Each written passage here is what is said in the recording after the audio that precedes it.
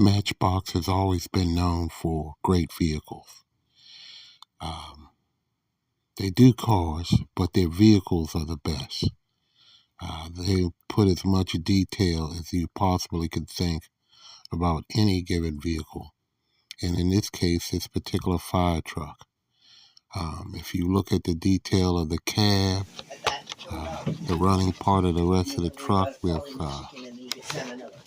the so-called ladder motif in the rear part. It's just a given situation where you have a great vehicle that you could just, if that's your thing. Some people just, that's all they want is vehicles.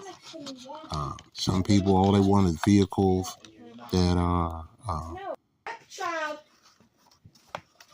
related to a particular theme. If you know a fireman or young man or young woman that just made their local fire squad, this would be a nice little memento gift to them. You could even take it to another level, make a drill point, put a key ring chain on it, and give it to them as a key ring.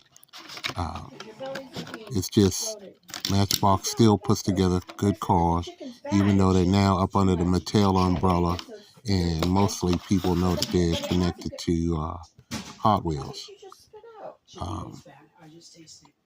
As you can see, I try to put it out as good as I possibly can to show a little bit more detail.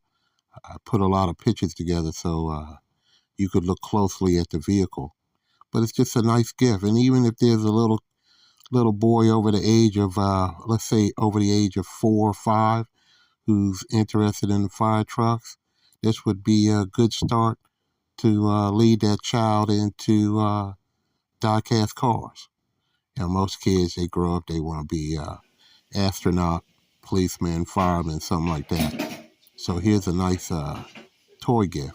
And also, too, you could also put it out to people that are currently at their local fire station. Just a nice little keepsake toy.